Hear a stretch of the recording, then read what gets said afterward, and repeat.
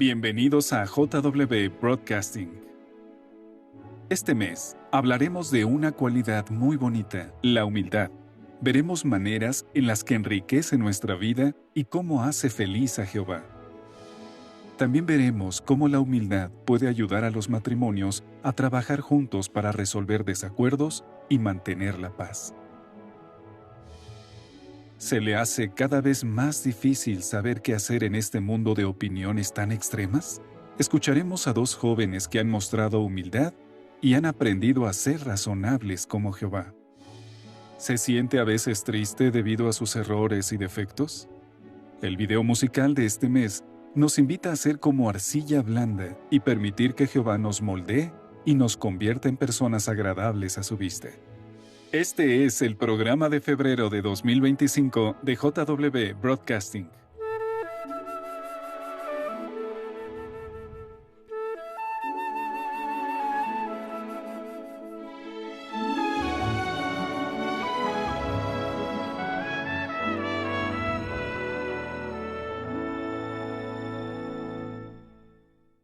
¿Alguna vez se ha preguntado quién es el mayor ejemplo de humildad? Si pensó en Jehová, lo ha hecho muy bien. ¿Por qué? Porque aunque todas las criaturas inteligentes son inferiores a Él, ha estado dispuesto a incluirlas y trabajar con ellas en las cosas que ha decidido hacer. Alguien que es humilde de verdad no se cree superior a otros. Tampoco demuestra orgullo ni arrogancia. Esa clase de persona se siente feliz cuando cuenta con la colaboración de otros en sus tareas. No hay duda de que ser humilde es algo muy bueno. Por eso el tema de hoy es la humildad, una virtud que enriquece nuestras vidas para siempre. Nuestro Padre Jehová demostró que era muy humilde cuando colaboró con su Hijo unigénito, dándole la oportunidad de participar en la creación como un obrero experto. Cuando los ángeles fueron creados, esas poderosas criaturas espirituales imitaron la humildad que ya se observaba en su Creador. Los ángeles fieles no tenían ni una pizca de orgullo ni arrogancia. Eso contribuyó a que hubiera paz en el cielo por largo tiempo. La humildad que había en el cielo era como el aceite de un motor que impide la fricción y hace que todo vaya bien. El primero que se dejó llevar por el orgullo y la arrogancia fue Satanás, que no quiso ser humilde como su padre y sus hermanos. Ese fue el comienzo de la rebelión y los problemas en el cielo y en la tierra. Sin embargo, hay que aclarar algo. La necesidad de ser humildes no surgió debido a la rebelión, la imperfección o el pecado. La humildad ya existía antes de que estas cosas aparecieran. También es muy importante que entendamos que, aunque nuestro Padre Celestial no es inferior a nadie, no sucede lo mismo con nosotros. Nosotros somos imperfectos, pero la humildad puede ayudarnos. Por eso Jehová quiere que seamos humildes. Por ejemplo, nos ayuda a imitarlo a Él, a servirle con lealtad y a sobrevivir al fin de este mundo malvado. Él sabe muy bien que ser humildes puede ayudarnos a ser más felices hoy y para siempre. En el Salmo 45 hay un pasaje que nos muestra que para Jehová la humildad es algo muy importante. Son los versículos 3 y 4. Se trata de una profecía sobre la batalla que libró Jesús en el cielo cuando llegó a ser rey. Colócate la espada a la cintura, oh poderoso, con dignidad y esplendor. En tu esplendor avanza hacia la victoria, cabalga a favor de la verdad, la humildad y la justicia. Jehová le ordenó a su Hijo que peleara para defender la verdad, la humildad y la justicia. ¿Cómo hace esto Jesucristo? Al luchar por lo más importante, la santificación del nombre de Jehová, defiende la verdad. También lucha por lo que es justo. Defiende las normas de Jehová sobre lo que es justo y lo que no. Y con su ejemplo de humildad, nos enseña lo importante que es esta cualidad para todas las criaturas inteligentes. Jesús ha hecho que en el cielo todos respeten la verdad, la justicia y la humildad, y pronto hará lo mismo aquí en la tierra, porque salvará únicamente a las personas que son humildes y obedientes. Por eso, ser humildes y demostrar esta cualidad es esencial si queremos sobrevivir. Para saber si somos humildes, podemos hacernos ciertas preguntas. ¿Cómo me ven los demás? Si usted es un anciano en una congregación, ¿se les hace fácil a los demás ancianos darle un consejo a usted? ¿Cuándo fue la última vez que lo hicieron? ¿Y cómo reaccionó? Si usted es un precursor, ¿se está esforzando por aprender de quienes son más nuevos? Y si es parte de una familia, ¿sienten sus seres queridos que usted respeta y valora su opinión? ¿Por qué hay que hacerse preguntas como estas? Porque hacernos este tipo de preguntas nos ayudará a evaluarnos con honestidad y sinceridad. Y esa honestidad, ¿por qué es importante? Porque para ser humildes, también tenemos que ser honestos. Quien es humilde es capaz de verse a sí mismo como realmente es y de admitir con total sinceridad todas sus faltas y sus errores. En cambio, una persona que es orgullosa se engaña a sí misma y a los demás. Hace todo lo posible por encubrir sus faltas y errores. Pero con el tiempo, todo sale a la luz porque el orgullo viene antes de estrellarse, como advierte Proverbios 16:18. Ahora veamos 5 maneras en las que la humildad enriquece nuestra vida.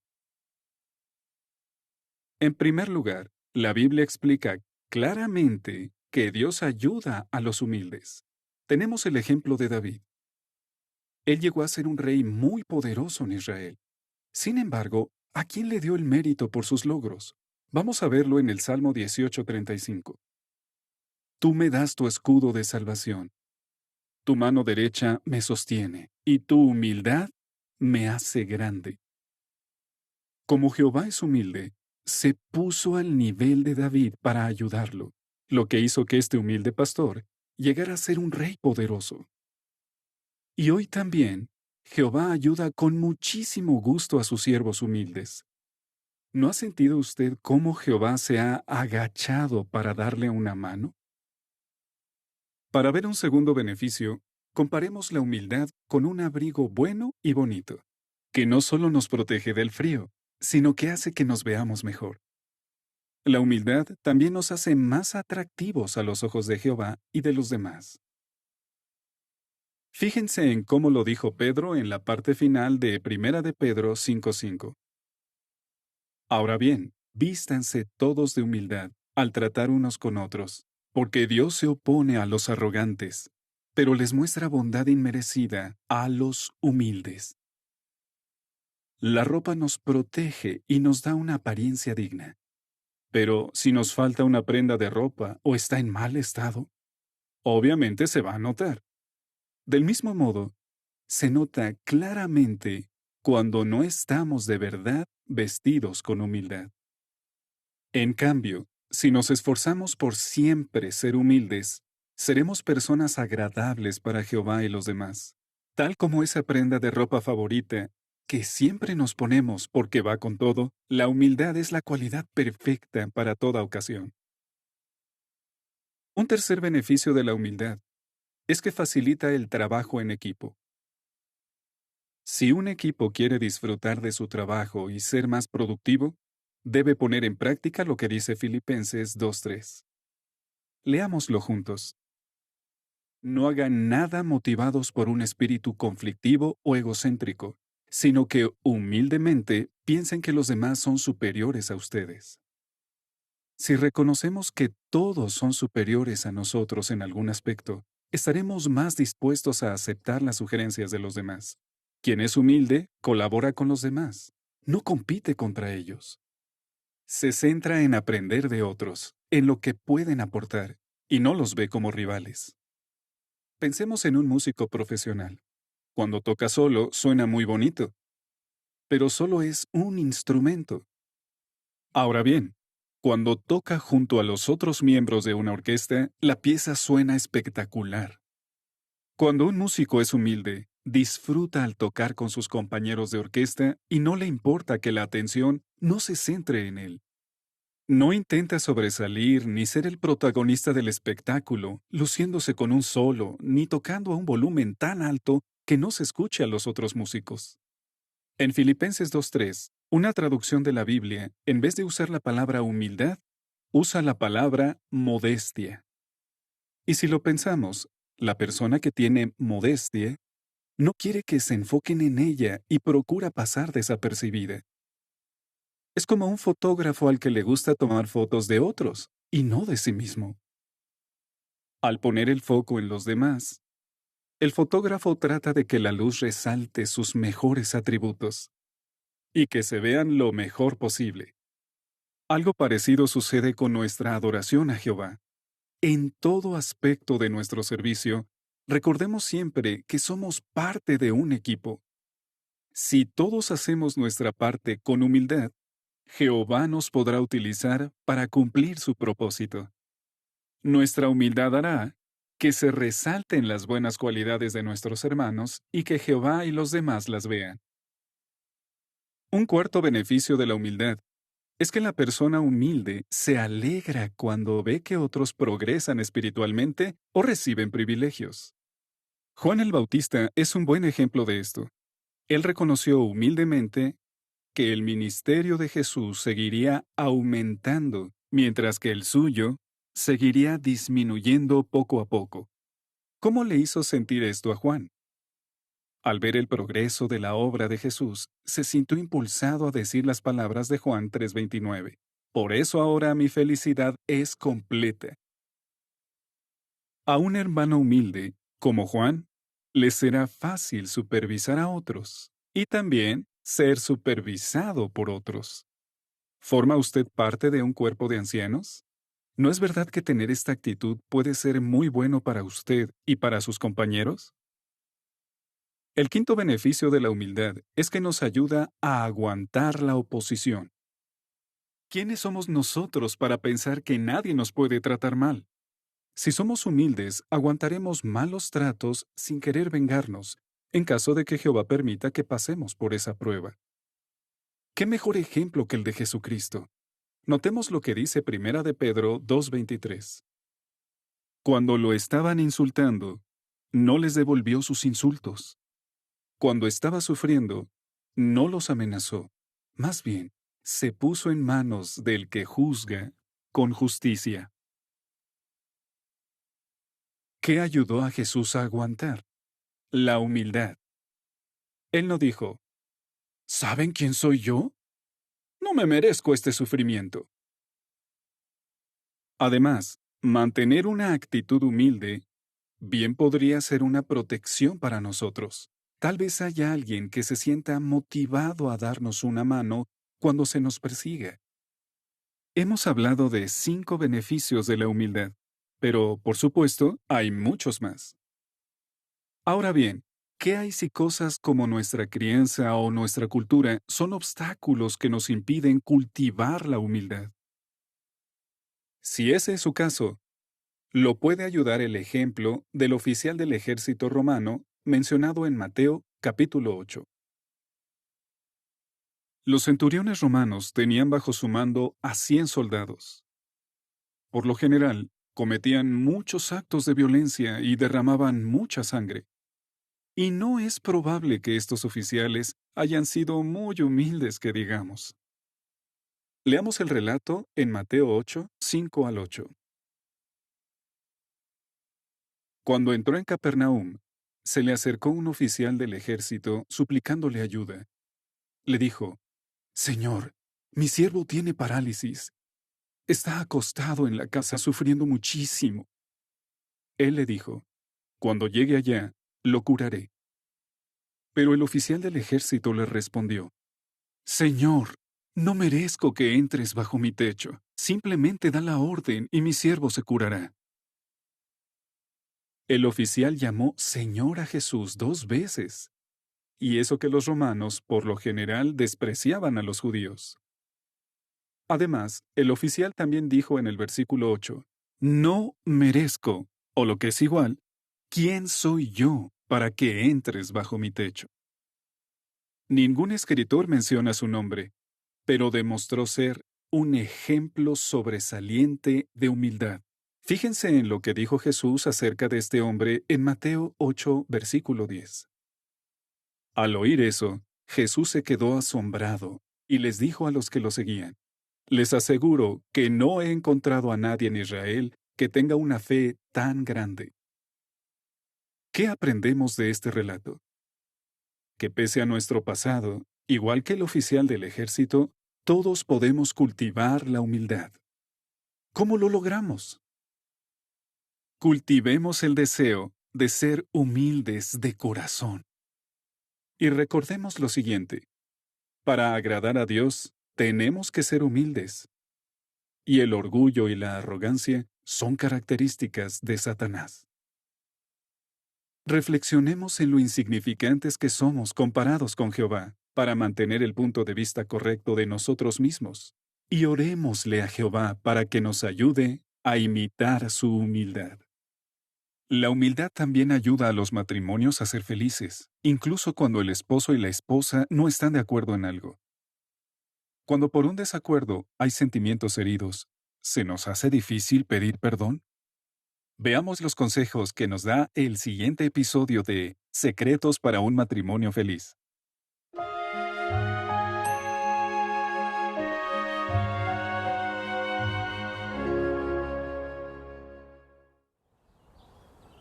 Un matrimonio fuerte puede ser un oasis de paz en este mundo tan complicado.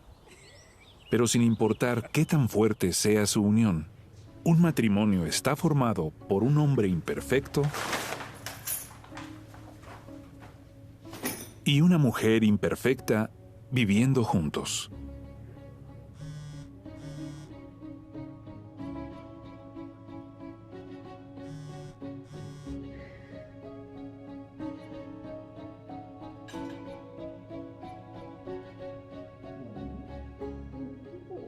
Hasta los matrimonios más felices y que se aman mucho pueden llegar a usar palabras hirientes cuando surgen desacuerdos.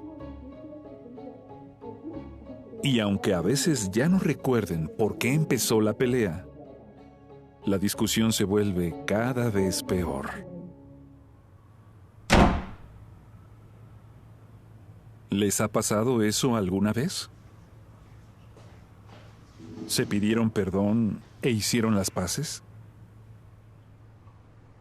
Dejar que pase el tiempo no va a hacer que las heridas se curen solas. Pero cuando buscamos la paz, salimos ganando. Y solo la conseguimos cuando pedimos perdón. No hagan nada motivados por un espíritu conflictivo o egocéntrico, sino que humildemente piensen que los demás son superiores a ustedes. Trate de ver las cosas como las ve el otro.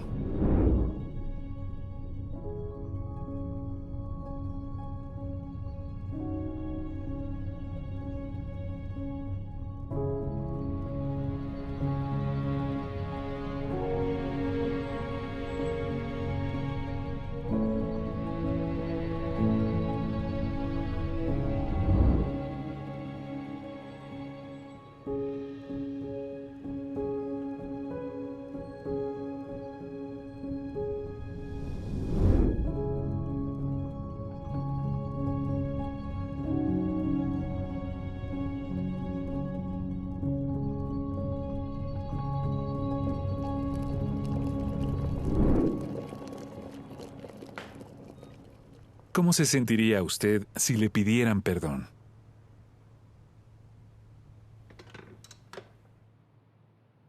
No deje que el orgullo se interponga entre ustedes.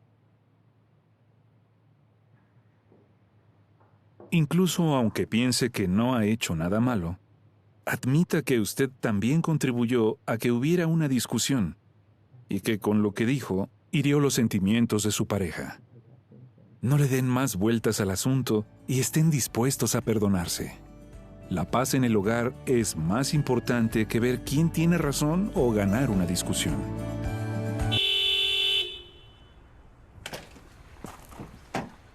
Pero para conservar la paz, hay que hacer un esfuerzo.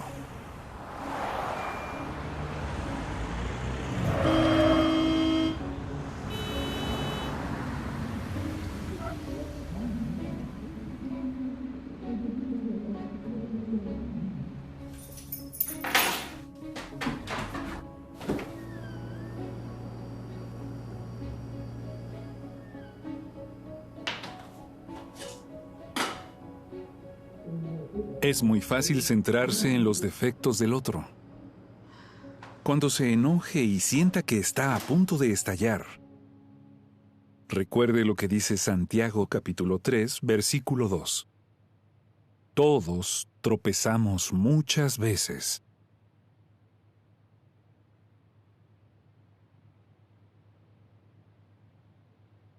Mientras más rápido se disculpe, sin importar quién tiene la razón, más rápido volverá la paz y felicidad a su hogar.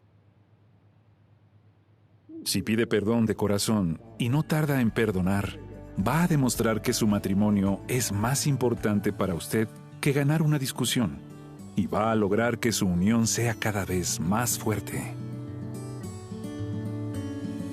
En todos los matrimonios va a haber desacuerdos.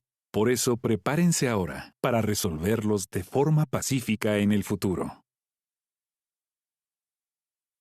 Vimos antes que la humildad tiene que ver con la honestidad y la sinceridad. Ser honestos con nosotros mismos y reconocer nuestros errores y debilidades nos ayudará a entender cómo se siente nuestro cónyuge y nos hará más fácil pedir y aceptar disculpas.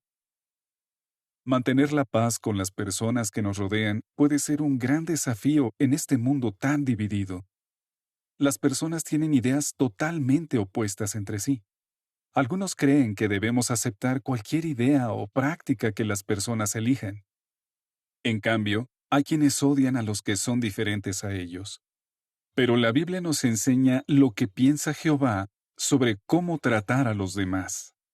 En el siguiente video, veremos cómo aprender esto ayudó a 2 jóvenes a sentirse más cerca de Jehová.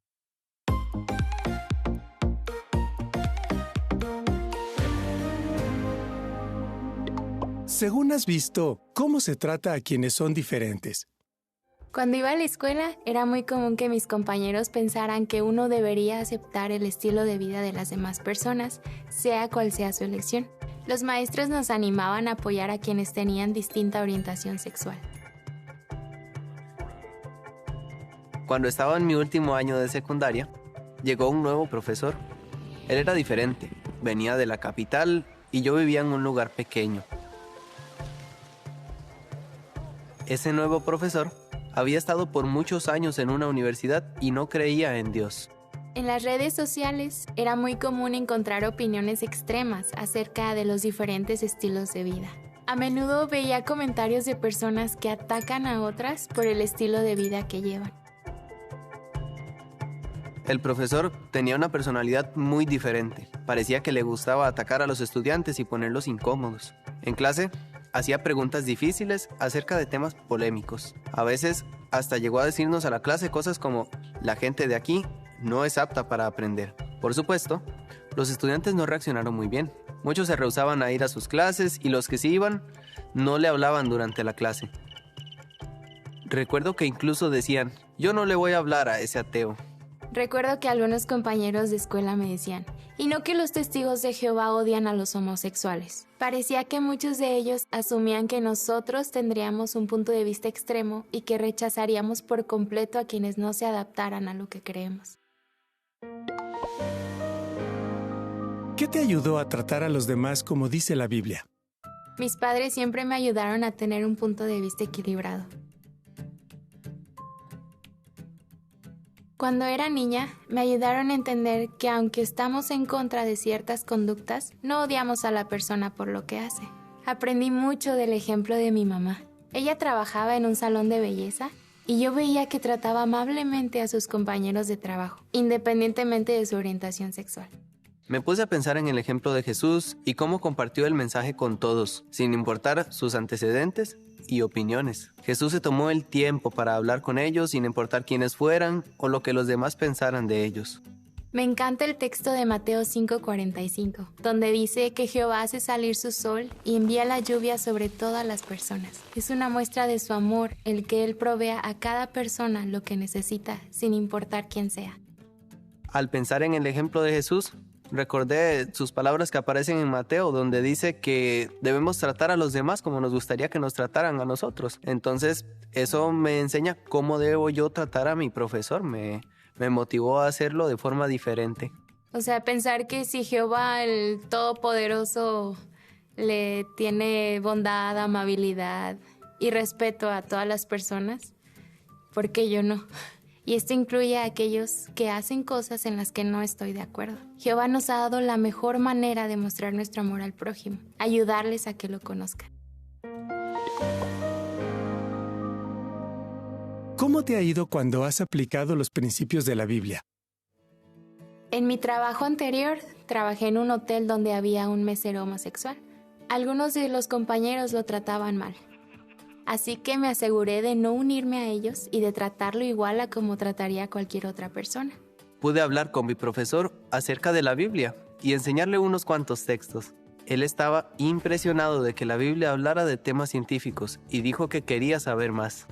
Un día, el mesero se me acercó y me agradeció por ser diferente en mi manera de tratarlo. Incluso, algunos de los otros meseros me preguntaron por qué yo era así. Esto me permitió explicarles que me esfuerzo por poner en práctica los principios de la Biblia, y esto incluye mi manera de tratar a los demás.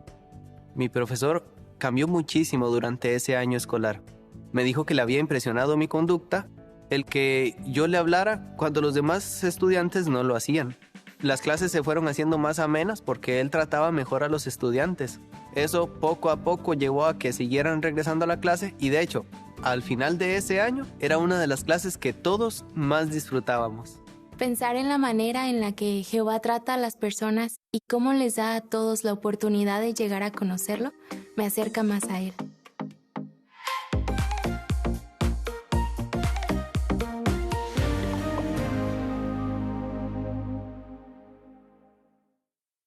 Quien vive de acuerdo a los principios de la Biblia no tiene por qué aceptar todo lo que los demás creen o piensan, pero sí tiene que tratar a todos con dignidad y respeto, sin importar cuáles sean sus preferencias. Jehová quiere que todas las personas tengan la oportunidad de conocerlo, y la predicación pública siempre ha sido una excelente manera de dar esa oportunidad. Claro, este tipo de predicación ha ido cambiando con el tiempo, como lo veremos en el siguiente episodio de Del pasado al presente. Los testigos de Jehová les predicamos a las personas donde quiera que estén. Hoy podemos ver a los hermanos predicando en los exhibidores por todo el mundo. Pero, ¿cómo comenzó esta faceta de la predicación? Hermanos valientes e innovadores protagonizan la historia de este episodio de Del pasado al presente. Jesús nos puso el ejemplo en la predicación pública. Él predicaba en las calles principales y en los caminos. El apóstol Pablo y otros cristianos del primer siglo siguieron sus pasos con valor. Y los cristianos de hoy hacemos lo mismo. A finales del siglo XIX, los estudiantes de la Biblia, como se nos conocía entonces, publicamos el folleto La Biblia contra la teoría de la evolución. La meta era distribuir más de 300,000 ejemplares. Pero éramos muy pocos en aquel entonces. ¿Cómo lograríamos distribuir tantos? La Atalaya del 15 de abril de 1899 hizo un llamado especial. Se buscan voluntarios. ¿Para qué? Para ofrecer aquel folleto cerca de las iglesias a todo el que pasara. A los miembros del clero eso no les gustó para nada. De hecho, trataron de hacer que se arrestara a los hermanos. Sin embargo, los hermanos siguieron adelante con valor. En solo un año, repartieron más de 900,000 folletos en las calles de Norteamérica y de Europa. Y ese fue tan solo el comienzo de nuestra predicación pública. En los años 20, lanzamos una campaña para promocionar el discurso Millones que ahora viven no morirán jamás y el folleto del mismo nombre. Nos pusimos creativos para intentar llamar la atención del público. Y funcionó. Con el tiempo, se nos ocurrieron nuevos métodos para llegar a las personas. Los hermanos hasta llevaban puesto el mensaje, pues usaban pancartas como las que se ven aquí. También lo llevaban en sus bolsas para las revistas. Además, hubo marchas de información. ¿Se imagina participando en ellas? And Brother Rutherford, of course, was a shorthand expert, and whenever you talked to him, he'd always be busy writing. He would be making notes, filing them away. So he's doing that this day. He ripped it off and he gave it to me. He said, what do you think of it? And it said, religion's a snare and a racket. So I said, that's pretty strong. As a matter of fact, I said, that's hot. Well, he said, that's what I meant it to be. So now he said, don't you think it'd be a good idea? Now, we're going to have a big information march 2 days from now. Couldn't Brother Clay in the printing make up some signs, religion's a snare and a racket, and put them on poles, and we'll have them for the parade. So, all right, and that's what we did. And Brother Noah was also in London at that time, so he and I led this parade. This parade was 6 miles long. 1,000 brothers showed up for the parade. It really was a spectacle. En los siguientes años, se organizaron marchas como estas en distintas partes del mundo.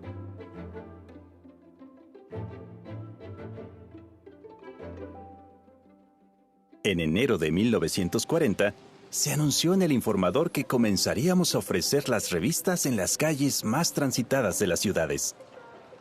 Ahora, como los veían a menudo, personas de muchos países llegaron a conocer mejor a los testigos. Sin embargo, esta obra no les agradó a todos. En ocasiones, nuestros hermanos fueron atacados por grandes grupos de personas. Pero a pesar de las constantes amenazas, nuestros hermanos fueron valientes y siguieron predicando. Al final, muchas personas cambiaron su opinión sobre ellos gracias a su constancia y a su interés genuino. Tal vez conozca a un hermano que aprendió la verdad al detenerse en un exhibidor de publicaciones que estaba en un aeropuerto, en un centro comercial o una universidad. A comienzos del siglo XXI, hubo un novedoso cambio en la predicación pública. El cuerpo gobernante permitió que los hermanos en Francia pusieran a prueba distintos métodos, lo que incluyó los exhibidores portátiles, aunque eran un poco distintos a los de hoy. Después de un periodo de prueba exitoso, el cuerpo gobernante siguió haciendo mejoras en la predicación pública y empezó la predicación pública especial en áreas metropolitanas. Estos cambios ayudaron a los hermanos a dar con personas que nunca hubieran podido encontrar de casa en casa. Hoy, la predicación pública es una parte muy importante de nuestra obra. Son tan populares los carritos que hasta tienen su propia canción. Puede que haya participado en una marcha con miles de hermanos o que haya predicado solito en la calle, pero el objetivo siempre es el mismo: demostrar nuestro amor por Jehová y llegar al corazón de la gente. Lo esperamos en el siguiente episodio de Del pasado al presente. ¿Se imagina cómo habría sido estar entre los miles de hermanos que participaron en esa enorme marcha informativa? Hay que ser humilde y valiente para estar dispuesto a salir a la calle y proclamar ante todos las buenas noticias. Gracias a la predicación pública, hemos esparcido muchas semillas de la verdad. A veces, solo el tiempo nos muestra los buenos resultados de nuestra decisión de servir más a Jehová y a los demás. Eso es lo que les pasó a Michael y Linda Di Gregorio. Escuchemos su historia. Nos encanta pasar tiempo con personas que quieren hacer más en su servicio a Jehová. Estar dispuesto a servir a otros llena tu vida de bendiciones. Linda y yo nos conocimos a finales de los años 70 en Minnesota. A los dos nos habían mandado ahí de precursores especiales. Después me invitaron a Galaad y me enviaron a la sucursal de la República Dominicana. Nos casamos y Linda entró también a Betel. La sucursal era muy pequeña todavía en aquel tiempo. Así que justo después de casarnos nos tocó usar como habitación la biblioteca de Betel. Y nos dijeron, esta es la biblioteca, así que la puerta tiene que estar abierta hasta las 9 de la noche, todas las noches. Y la verdad, eso tenía sus inconvenientes. Sí, y eso nos enseñó una lección muy valiosa. Hay que tener sentido del humor. Yo soy muy tímida, pero los dominicanos son muy divertidos, abiertos y relajados.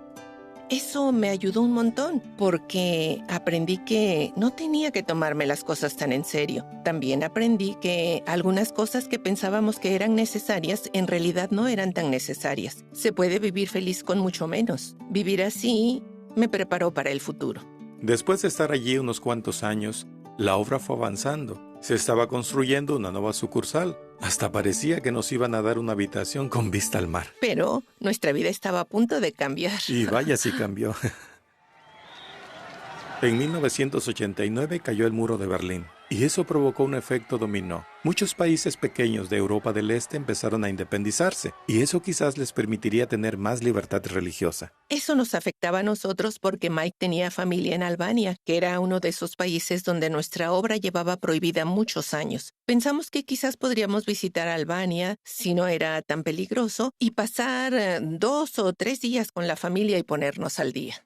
En esos días recibimos por sorpresa una carta del cuerpo gobernante. Y la carta decía, sabemos que van a viajar a Albania para pasar 2 o 3 días. ¿Estarían dispuestos a quedarse 2 o 3 meses y ayudar con la obra del reino? No estábamos muy seguros de lo que eso significaba, pero dijimos que sí. La verdad es que el cuerpo gobernante no tenía mucha información de lo que estaba pasando en Albania. La obra estaba prohibida, no había sucursal, no había congregaciones. Muchos hermanos no sabían qué había pasado con los demás. No sabíamos si encontraríamos un lugar donde vivir o si tendríamos comida, porque el país estaba pasando por una crisis económica terrible. Nos faltaba información, pero igual teníamos muchas ganas de ir. Y pensamos, bueno, tampoco es tanto tiempo. Podemos aguantar lo que sea 2 o 3 meses, así que vamos a hacerlo.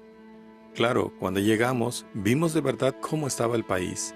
Los servicios básicos no funcionaban, la gente estaba inquieta y ansiosa por formar un nuevo gobierno. La situación era muy complicada. Pero cada labor que se nos encargó en el pasado nos preparó para la siguiente. En la República Dominicana habíamos aprendido a vivir con poco en sentido material, así que no nos asustaba vivir en Albania. Eso hizo que adaptarnos fuera un poco más fácil. Una de las primeras cosas que teníamos que hacer era tratar de localizar a los hermanos y hermanas de los que teníamos información, y que eran muy poquitos. Y a la vez, teníamos que intentar reunirnos con las autoridades para ver cómo se podía legalizar nuestra obra. Mientras estábamos en ese proceso, nos enteramos de que un hermano de Estados Unidos, que era de origen albanés, iba a venir a visitar a su familia. Así que cuando estaba aquí le dije, mañana tengo una reunión con el ministro que puede legalizar nuestra obra. ¿Te gustaría venir conmigo? Y dijo, claro, me encantaría. Así que fuimos para allá. Y cuando llegamos, el ministro no estaba, pero nos recibió su asesora legal. Ella se presentó y entonces miró al hermano y le dijo, ¿y usted de dónde es? Él respondió, de tal y tal pueblo. Y ella dijo, pero si yo soy de ahí. Resulta que eran primos. Entonces ella miró a todos y dijo, ¿saben qué? Yo ya estaba dispuesta a ayudarlos, porque nunca he visto una solicitud tan bien escrita como la suya. Pero ahora estoy obligada porque somos familia. En unos pocos días recibimos una llamada y nos entregaron el documento. Después de 50 años se nos reconoció legalmente en Albania. Nuestra obra ya no estaba prohibida. Después de que se legalizara la obra, vimos que el Espíritu de Jehová actuaba de forma increíble. Pasaron cosas maravillosas. Los salones comenzaron a llenarse de personas mayores, personas jóvenes. Todos tenían mucha hambre espiritual. Al final de los 3 meses, el cuerpo gobernante nos preguntó, ¿estarían dispuestos a quedarse en Albania ahora que nuestra obra ya tiene reconocimiento legal? Bueno, la verdad es que nos habíamos encariñado tanto con los hermanos que no podíamos irnos. Eran como nuestra familia, así que estábamos felices de quedarnos. Al final estuvimos sirviendo en Albania casi 30 años. Y ese tiempo se nos pasó volando. ¿Quién habría dicho que 3 días se convertirían en 3 décadas de servicio feliz a Jehová en Albania? Cuando estás dispuesto a salir de tu zona de confort, no solo aprendes más de ti mismo, sino que también te haces más útil en las manos de Jehová. Además, estás más preparado para ayudar a otras personas. Y esa es una oportunidad que no querrás perderte. Y nunca rechaces una tarea que te encargue Jehová porque tengas miedo a lo desconocido. Si nos ponemos en las manos de Jehová, Él se hará responsable de cuidarnos y de ayudarnos. Así que hay que ponerlo a prueba, dejar que nos ayude. Él sabe cómo y cuándo utilizarnos. Al final, uno es como un lápiz en las manos de Jehová. Deja que Él escriba tu historia.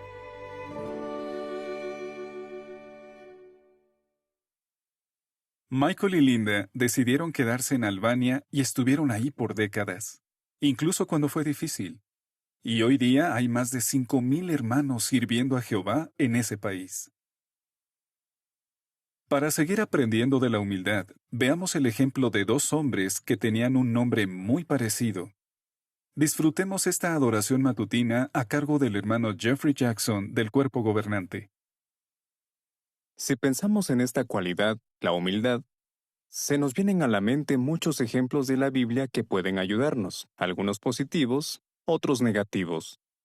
¿Qué les parece si nos centramos en un ejemplo positivo y uno negativo? Hablaremos de 2 personas que tenían nombres muy parecidos.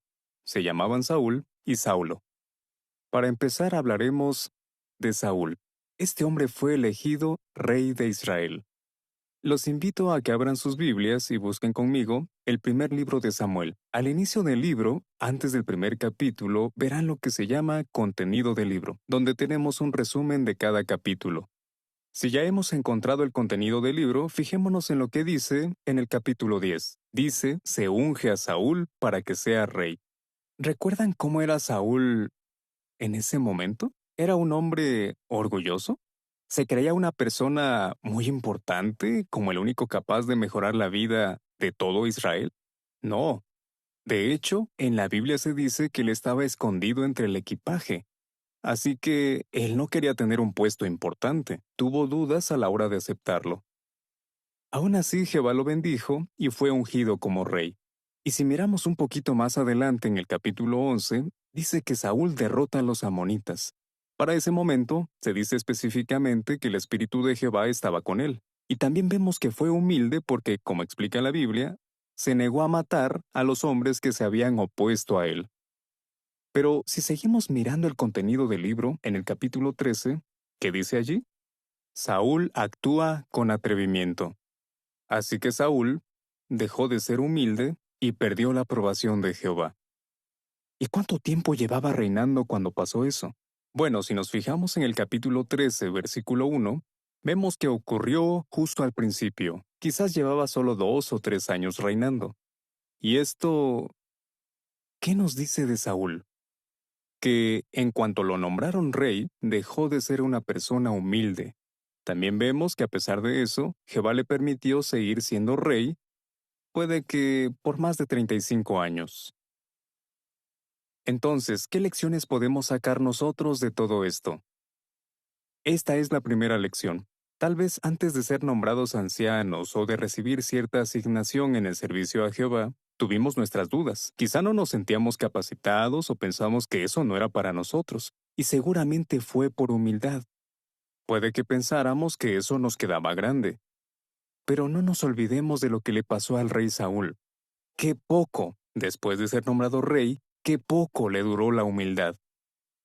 Y la segunda lección es que, aunque puede que sigamos teniendo cierta responsabilidad o cierta asignación, eso no quiere decir necesariamente que tengamos la aprobación de Jehová o que sigamos siendo humildes.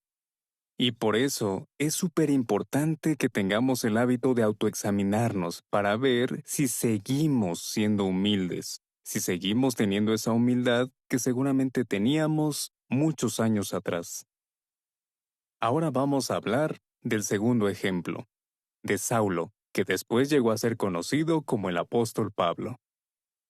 ¿Qué sabemos de este hombre, Saulo? ¿Era una persona humilde? ¿Era como Saúl en sus inicios? ¿Que estaba escondido entre el equipaje? No, él era el centro de atención. De hecho, en 1 Timoteo capítulo 1, versículo 13, el mismo apóstol Pablo reconoció que antes era un hombre insolente. Alguien así, una persona insolente, les habla a los demás de manera despectiva y también los humilla. Sin duda, esto describe muy bien a una persona orgullosa y arrogante. Pero con el tiempo, ¿qué pasó con Saulo?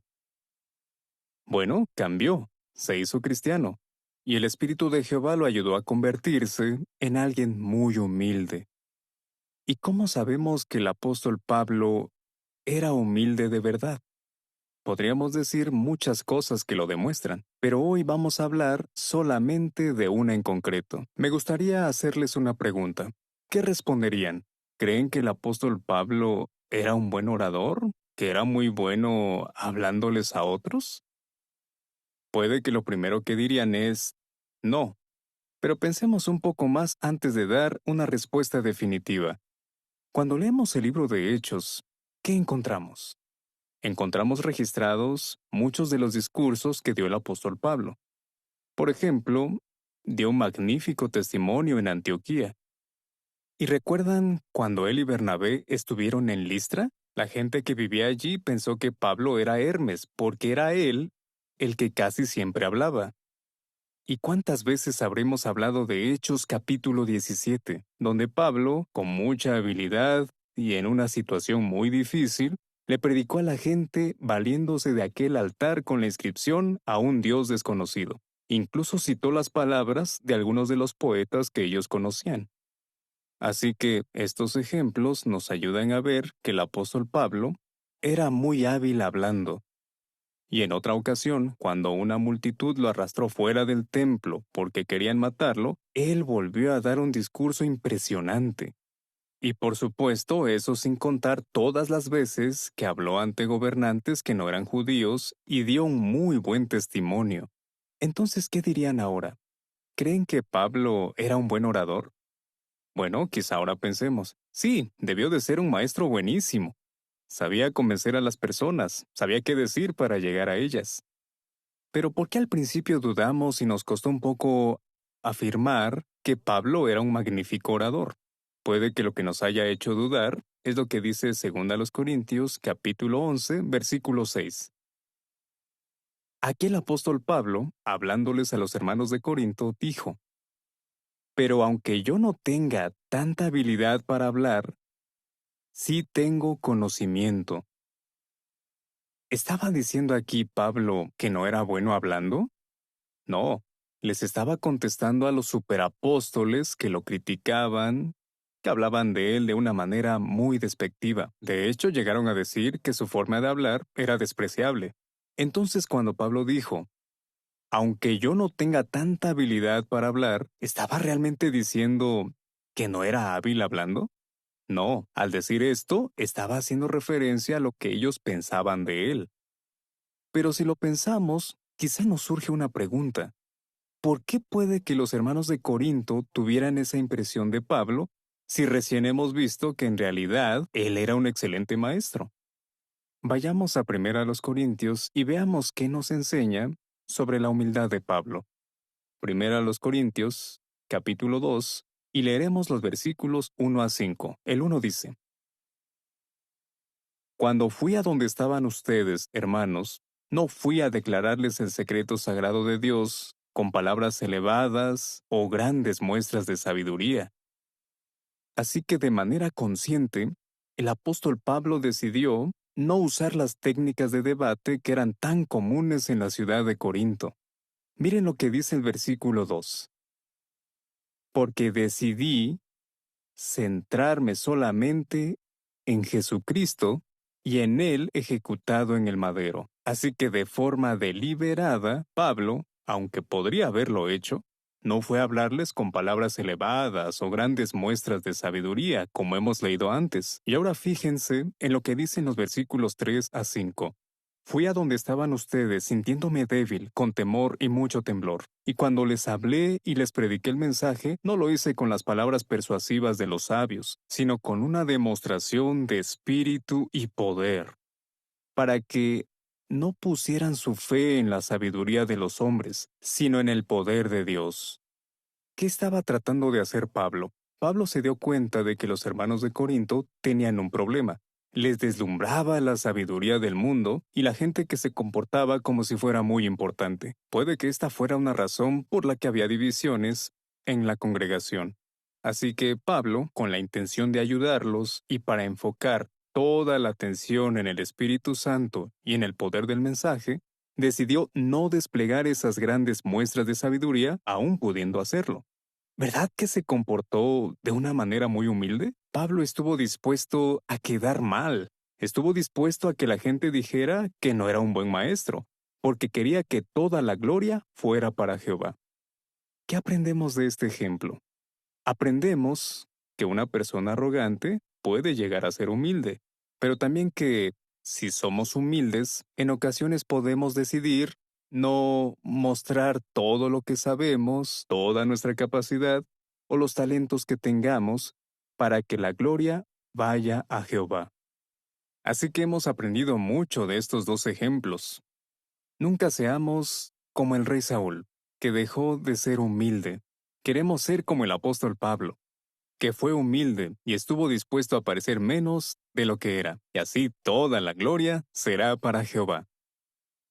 Una persona humilde puede hacerse orgullosa, pero el ejemplo de Pablo nos enseña que alguien orgulloso y arrogante también puede hacerse humilde. Sí, Pablo fue humilde y dejó que Jehová lo moldeara. De hecho, el video musical de este mes habla de ser humildes y de dejarnos moldear por Jehová, y nos muestra la historia de una mujer que aprendió la verdad mientras estaba en la cárcel. Miraste, Jehová, en mi interior y viste errores y dolor. Aún así, te fijaste en mí. Si deseo hacer tu voluntad, porque me equivoco sin parar. Por favor, no te canses de mí.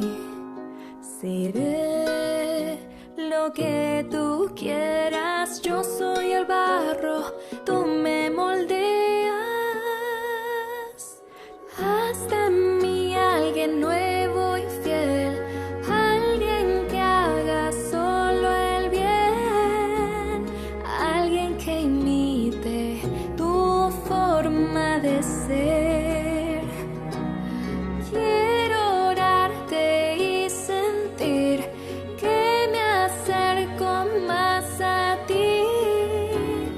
Tus manos, oh Jehová, me moldearán, me moldearán.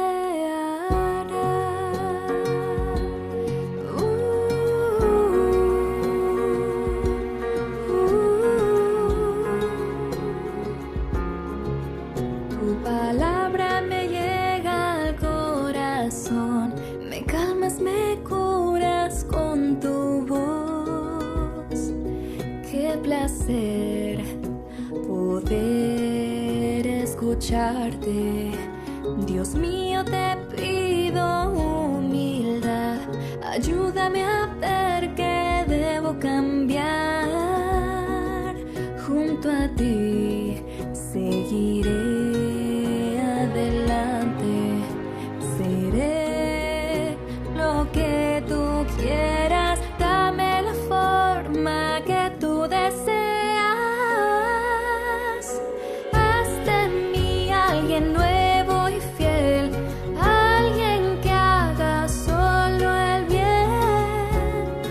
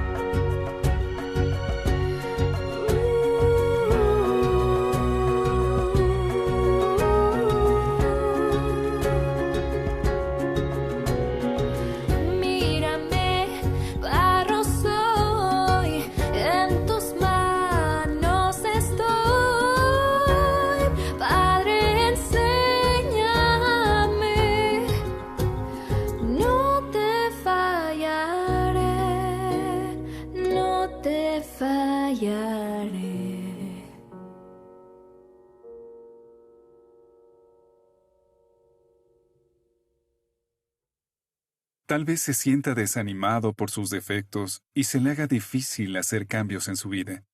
Pero puede estar seguro de que Jehová lo va a ayudar si se lo pide con humildad.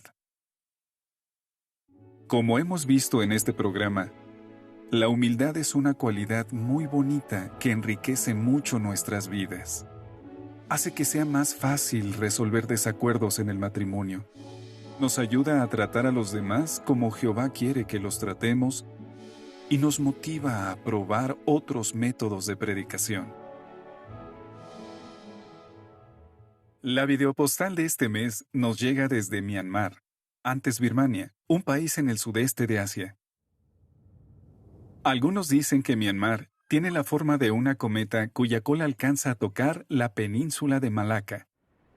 Los primeros pobladores llamaron a este lugar la Tierra Dorada. Es una tierra rica en recursos naturales.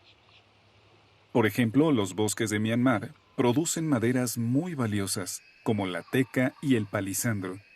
También abundan la plata, el cobre, los zafiros y los rubíes. Las personas de Myanmar son amables, consideradas y hospitalarias. En este país hay 8 grupos étnicos principales, cada uno con su propio idioma y cultura. Normalmente, los nombres están formados por varias palabras.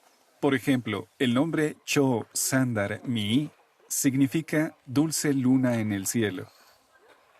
Cuando alguien visita Myanmar, enseguida le llama la atención que las mujeres y los niños se ponen en la cara una pasta de color amarillo que se llama tanaka y se extrae de la corteza del árbol que tiene el mismo nombre. Este cosmético natural refresca la piel y la protege del intenso sol tropical, y ha sido usado por más de 2000 años. La predicación en este país comenzó en 1914, cuando llegaron 2 hermanos. Más adelante llegaron algunos misioneros, y para 1939 ya se habían formado 3 congregaciones con un total de 28 testigos. En la década de 1940, una precursora empezó a predicarles a personas de la etnia Karen. Nin Mei, también conocida como Lily, y su hermana Chu Mei, o Daisy, aprendieron la verdad con esa precursora. Lily fue la primera Karen que se hizo testigo de Jehová. Más tarde, Daisy también se bautizó, y las 2 llegaron a ser precursoras muy entusiastas. Ambas dejaron un legado de cientos de descendientes y estudiantes de la Biblia que hoy se cuentan entre los miles de testigos de Jehová de Myanmar. Estos hermanos se han mantenido fieles a pesar de la pobreza, los disturbios políticos, la persecución religiosa y la guerra. La predicación se lleva a cabo en más de 20 idiomas. En el 2024, Myanmar alcanzó un nuevo máximo de publicadores y casi 12,000 personas asistieron a la conmemoración. En un pequeño pueblo en la región de Bago está la congregación Pado, donde sirven 86 publicadores y 4 precursores especiales. Nuestros hermanos y hermanas de la congregación Pado y de la oficina remota de traducción de Line les envían sus saludos. Desde la Central Mundial de los Testigos de Jehová, esto es JW Broadcasting.